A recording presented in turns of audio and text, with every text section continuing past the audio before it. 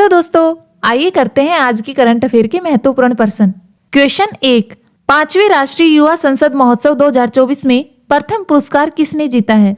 इसका right answer आएगा option ए, यतीन भास्कर दुग्गल। 5वें राष्ट्रीय युवा संसद महोत्सव 2024 का आयोजन पूरे देश में 9 फरवरी 2024 से 6 फरवरी 2024 तक किया गया था।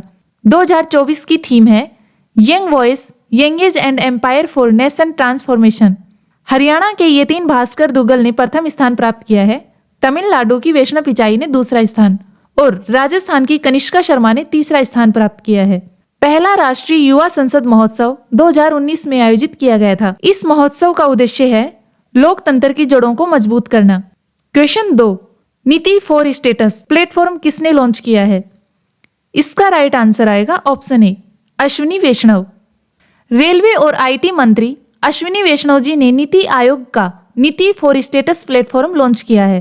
यह प्लेटफॉर्म सुशासन और नीति के लिए डिजाइन किया गया है। अश्विनी वैष्णव जी ने नीति आयोग में विकसित भारत रणनीति कक्ष का भी उद्घाटन किया है। अब हम पढ़ते हैं नीति आयोग के बारे में कुछ बेसिक जानकारियां।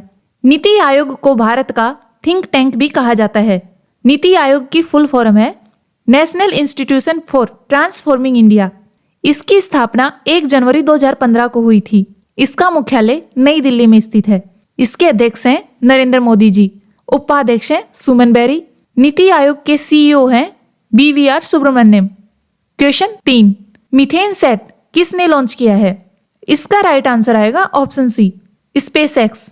प्रदूषणकारी तेल और गैस साइटों की निगरानी के लिए एलन मस्क की स्पेस कंपनी स्पेसएक्स ने मीथेन सेट लॉन्च किया है। मीथेन सेट प्रतिदिन 15 बार पृथ्वी की परिक्रमा करता है। यह पृथ्वी से 360 मील ऊपर स्थित है। स्पेस एक्स कंपनी के बारे में कुछ बेसिक जानकारियां। स्पेस एक्स का पूरा नाम है space exploration technologies corporation. Company की स्थापना 2002 में एलन मस्क द्वारा की गई थी। स्पेस एक्स का काम है अंतरिक्ष यान बनाना और सैटेलाइट लॉन्च करना। इसका मुख्यालय कैलिफोर्निया USA में स्थित है। स्पेस एक्स की कंपनी के रॉकेट का नाम है फॉल्कन 9 और Falcon heavy rocket. Question 4, Bharat के साथ कौन सा देश रुपए में व्यापार करने पर सहमत हुआ है? इसका राइट आंसर आएगा ऑप्शन डी, इंडोनेशिया।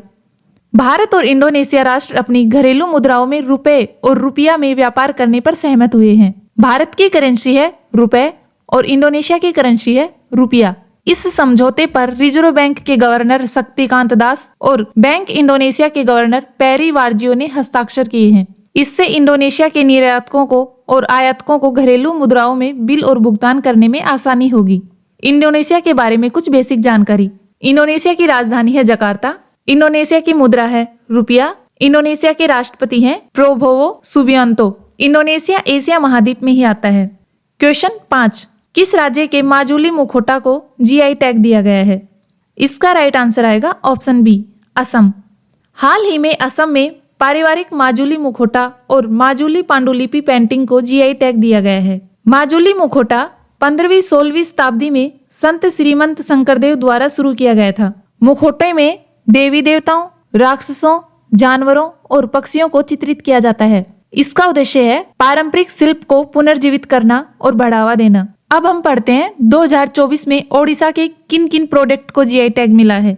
लोजिया सोरा पेंटिंग, खजूरी गुंडा, डेकनलाल मगजी, डोंगरिया कौंदसोल, जिमिलीपाल काई चटनी, कोसपुट काला जीरा चावल, नयागढ़ कांतिमुडी बैंगन, चांदी तारकसी कंटक। 2024 में पश्चिम बंगाल के किन किन प्रोडक्टों को GI टैग मिला है? टंगेल साड़ी, कोरियल साड़ी, गारंद साड़ी, क्लोनुनिया चावल, रामधुनी पागल चावल, सुंदरबन शहद, लाजिया सोरा पेंटिंग। 2024 में अरुणाचल प्रदेश के किस किस प्रोडक्ट को GI टैग मिला है? वोंचो लकड़ी, हस्त निर्मित कालीन, केकिर अदरक, मोनपा हैंडमेड कागज, ताई खामती। क्वेश्चन 6, महिला क्रिकेट में सबसे तेज गेंद फेंकने का रिकॉर्ड किस खिलाड़ी ने बनाया है? इसका राइट आंसर आएगा option B, Shabnim Ismail. Shabnam Ismail ने महिला क्रिकेट की सबसे तेज गेंद फेंकने का रिकॉर्ड बनाया है। ये 80 मील प्रति घंटा यानी 128 किलोमीटर प्रति घंटा की रफ्तार से गेंद फेंकती है। तेज गेंदबाज शबनम इस्माइल दक्षिण अफ्रीका की ओर से वनडे और T20 में सबसे ज्यादा विकेट लेने वाली गेंदबाज हैं। इन्होंने महिला क्रिकेट में सबसे तेज गेंद फेंकने का वर्ल्ड रिकॉर्ड बनाया है। इन्होंने 104 मैच में 149 विकेट लिए हैं। दुनिया में सबसे ज्यादा विकेट लेने के 7वें नंबर पर हैं। क्वेश्चन 7, केंद्र सरकार ने इनमें से किस खेल प्रतियोगिता में पदक विजेताओं को भी सरकारी नौकरी के लिए इलिजिबल माना है? इसका राइट आंसर आएगा ऑप्शन डी, खेलो इंडिया। क्वेश्चन 8, किस राज्य सरकार ने भारत का पहला सरकारी स्वामित्व वाला OTT over the top platform CSpace launch किया है? इसका राइट आंसर आएगा ऑप्शन डी, केरल। केरल के मुख्यमंत्री पिनाराई विजयन ने 7 मार्च को केराली थिएटर में OTT प्लेटफॉर्म लॉन्च किया है। इसकी अध्यक्षता सांस्कृतिक मंत्री साजी चेरियन करेंगे। OTT प्लेटफॉर्म का नाम है सी स्पेस। सी स्पेस को मैनेज केरल राज्य फिल्म विकास निगम द्वारा किया जाएगा। सी स्पेस OTT प्लेटफॉर्म विशेष रूप से जनता के लिए सूचनात्मक और मनोरंजक का साधन बनेगा। केरल राज्य के बारे में कुछ बेसिक जानकारी। इसकी स्थापना 1 नवंबर 1956 को हुई थी। राजधानी है तिरुवनंतपुरम। केरल राज्य के राज्यपाल हैं आरिफ मोहम्मद खान। मुख्यमंत्री हैं पिनाराई विजयन। क्वेश्चन 9, किस योजना की समय अवधि को 1 साल के लिए बढ़ा दिया गया है? इसका राइट आंसर आएगा ऑप्शन सी, उज्ज्वला योजना।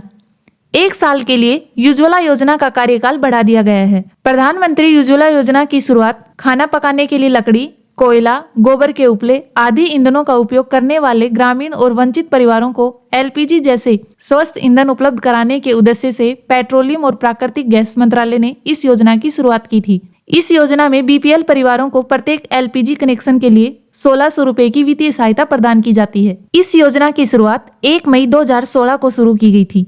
क्वेश्चन 10, प्रधानमंत्री नरेंद्र मोदी ने पर्यटन को बढ़ावा देने में प्रवासी भारतीयों को शामिल करने के लिए किस अभियान की शुरुआत की है? इसका राइट आंसर आएगा ऑप्शन ए, चलो इंडिया ग्लोबल डायस्पोरा। प्रधानमंत्री नरेंद्र मोदी ने पर्यटन को बढ़ावा देने में प्रवासी भारतीयों को शामिल करने के लिए चलो इंडिया ग्लोबल डायस्पोरा अभियान शुरू किया है। यह अभियान विदेशों में सभी भारतीय दूतावासों और उच्च आयोग में एक साथ शुरू किया जाएगा। प्रधानमंत्री जी ने कुछ समय पहले भारतीय प्रवासी सदस्यों से कम 5 गैर भारतीय मित्रों को भारत की यात्रा करने के लिए प्रोत्साहित करने का अनुरोध किया था। क्वेश्चन 11, संगीत नाटक अकादमी की स्थापना कब की गई थी? इसका राइट आंसर आएगा ऑप्शन डी, 31 मई 1952 को। भारत के राष्ट्रपति श्रीमती द्रौपदी मुर्मू जी ने नई दिल्ली में वर्ष 2022 और 2023 के लिए संगीत नाटक अकादमी पुरस्कार दिए गए हैं। 6 प्रतिष्ठित कलाकारों को संगीत नाटक अकादमी फेलोशिप दिया गया है। संगीत और नृत्य के क्षेत्र में 12 लोगों को, थिएटर क्षेत्र में 9, लोक और आदिवासी कला से 11 लोगों को 2023 के लिए अकादमी पुरस्कार मिले हैं। यह पुरस्कार एक बार में अधिकतम 40 लोगों को दिया जा सकता है और इसके सम्मान में एक ताम्रपत्र और अंगवस्त्रम के साथ 3 लाख रुपए का नगद पुरस्कार दिया जाता है। क्वेश्चन 12, ब्रिक्स में कौन सा देश शामिल नहीं है? इसका राइट आंसर आएगा ऑप्शन सी, पाकिस्तान। ब्रिक्स में 5 देशों का समूह है। बी, ब्राजील, आर, रूस, आई, इंडिया, सी, चीन और एस, साउथ अफ्रीका है। अब इनमें 6 और देशों को शामिल किया गया है। अब ब्रिक्स में कुल 11 सदस्य हो जाएंगे। ब्रिक्स को ब्रिक्स प्लस कहा जाएगा। Argentina, Egypt, Ethiopia, Iran, Saudi Arab और संयुक्त अरब अमीरात को ब्रिक्स का पूर्ण सदस्य बनाया गया है। इनकी सदस्यता 1 जनवरी 2024 से लागू हो गई है। ब्रिक्स अब 11 देशों का संगठन बन गया है। इस समय ब्रिक्स की अध्यक्षता रूस के पास है। वीडियो लाइक करें, कमेंट करें, ज्यादा से ज्यादा शेयर करें। धन्यवाद।